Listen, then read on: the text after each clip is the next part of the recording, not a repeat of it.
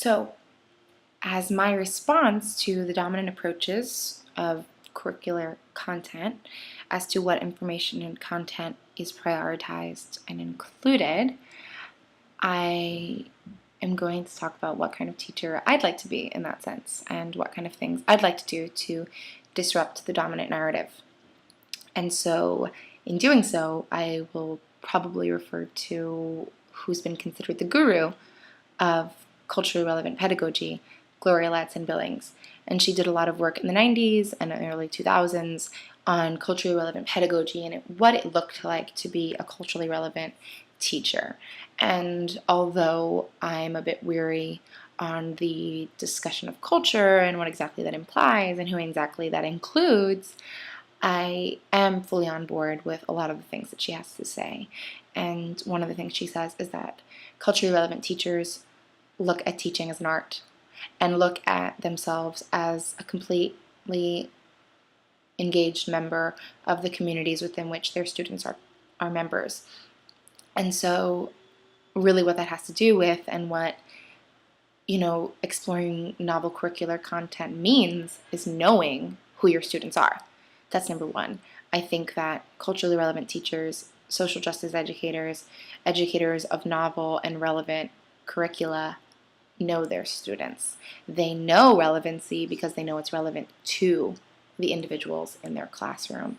And so I think that's the number one thing. I think that as an educator, I'm going to have to know my students. And this means not only know them in the context of the classroom, but be available to get to know them outside of the classroom and in other places that they express themselves and find themselves comfort.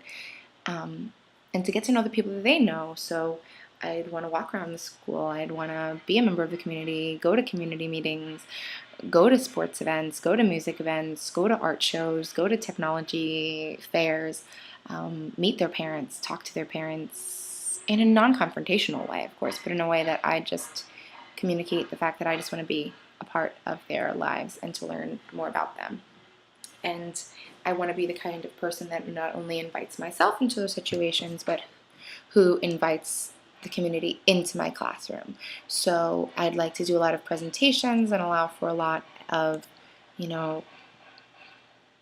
spaces where community members, parents, and students can come in and explore what one of the scholars we talked about here was their funds of knowledge. And so to really show what kind of knowledge that they are bringing into the classroom, I think is so important.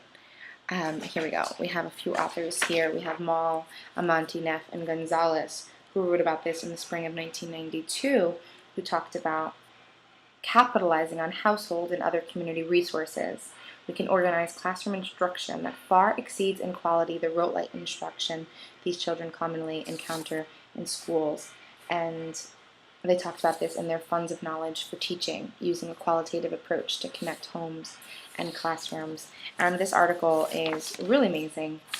And what I like most about it is what they say at the end, which is that our concept of funds of knowledge is innovative, we believe, and its special relevance to teaching and contrasts with the more general term culture. And so, I like that about this. And its emphasis on strategic knowledge and related activities essential in households functioning, and that it is specific funds of knowledge pertaining to the social, economic, and productive activities of people in a local region, not culture, in its broader anthropological sense that we seek to incorporate strategically in classrooms. And so, like I said in my previous posts, empowering students through the knowledge and the basis and the places where they're starting. And so again, that responsive approach to education, responding to the individuals that I get in the classroom rather than applying a version of being that I want them to assume. And so I think this is a really drastic change from what we have and what I've experienced as a student. A lot of the things I know to be true have just been told to me that they're true, and I've never really been able to interrogate those assumptions and those truths and these realities that I've been given. And so I want to give students the opportunity to interrogate the truths that they know. And what Gloria Ladson-Billings says is that creating a relationship that's equitable and reciprocal, and that all teachers of culturally relevant pedagogy gave their students opportunities to act as teachers. So I want to constantly position myself as a learner. Teaching is learning, and constantly position myself as in a position of growth where I am constantly learning from and with my students, and encouraging them to work collaboratively and to learn collaboratively and to teach each other and be responsible for their own and others' academic successes. And, Cochran Smith says something really important in his piece in 2004 on social justice education, that it is imperative that, and among the most important goals of teaching and teacher education are social responsibility, social change, and social justice. And so in making curricular that is both novel and relevant, it is incredibly important to make sure that relevance is also significant, and that relevance doesn't just mean, you like the color blue, so I'm going to write in blue marker today, but a relevance to the multi-layers of influence that our students are working within, and acknowledging that poverty matters, that the baggage you bring into the classroom, that color matters, race matters, gender matters, disability matters and is real. And even if it's socially constructed, it is very real in the way it's manifested in our students' experiences and in their daily lives. And to not acknowledge that is just, I think, wrong.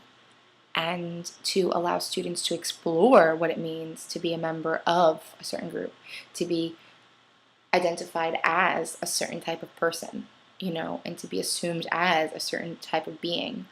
What does that mean for them? And what does it mean for the ways in which they see others? And I think that creating curricular that is both relevant and significant is something that I'd like to do as an educator. I think that in allowing students to see the social inequities within which they live and within which they participate on a daily basis without doing so, without even knowing so, is so important. And it's important not just because they're students and need to learn these things, but because as human beings, we need to do this on a daily basis. We need to look at our world objectively. And I think that this is best done through project-based learning. I think that it is best done through a social justice approach to project-based learning, in which students get to choose their topics, get to choose things that are relevant, important, and that impact their cultures and communities and on a daily basis. So this would be discussing stereotypes, interrogating biases and assumptions. I saw some amazing work that, Dr. Ernest Morel from Teachers College presented to us at TRTC, and some amazing work students were doing on exploiting the ways in which their groups of people were being marginalized and oppressed, the ways in which schools with the majority of minority students were being under-resourced, underdeveloped, underemployed, not held up to the standards of education when they were public schools, just like schools where majority of white students were going. And allowing students not to feel bad about that type of content, but to think critically about it, and to look at our textbooks and say, wow, why are Native Americans look like this? Why in Peter Pan is there a red-faced Indian, blowing a drum and blowing his hand, and why is that okay for kids to watch? And getting kids to say it's not okay, I think, is so important. And as an educator today and tomorrow and the next day, and I hope throughout my entire career, I want to be someone that constantly forces my students to think of what is novel to them and think of what's important to them. And as Gloria Ladson-Billings says, and as I truly believe, we as teachers need to be co-creators of an environment of learning. And that is something that she says is really imperative and important to culturally relevant pedagogy, and of course to these funds of knowledge as well, that we are opening up our minds and opening up our assumptions and disrupting those assumptions as to what types of knowledge should be privileged, and allowing our students to surprise us. And, it's kind of a more grandiose spin on show and tell, allowing our students to come show and tell us what they want to learn, what they want to do, what is important to them, and making that important to us as well. So I think step one is knowing your students, getting to know the people who are important to them, the things that are important to them, and not devaluing any of those things, but validating them and acknowledging them and appreciating them. And this also goes on allowing different modalities in the classroom, allowing different ways of doing things, allowing different ways of presenting things to be permissible and allow them in presentations. And a lot of this with curricula really goes on, what are your objectives? And I think as an educator, I'm going to have to be really careful and plan what my objectives are so that I can be aware that I'm aligning my assessments and my activities with objectives and not with personal prerogatives. And so if I allow for objectives, and the Common Core is actually not that bad, so if I allow for objectives that are aligned with the Common Core and with those standards, my students have a lot of room. And I think a lot of teachers don't think that. They think, oh my gosh, if we talk about, the counter-narrative approach to disabilities, and if we look at things from a different way, a different perspective from which they are usually looked at, my kids are going to fail the Regents. And I think on the contrary, they'll pass with flying colors if it's done in a way that aligns with objectives, with learning objectives. I think that empowering critical thought will allow for greater success. And so, like I said, in talking about novel curricula, it's so much more important than just being relevant. It's important to think of significance.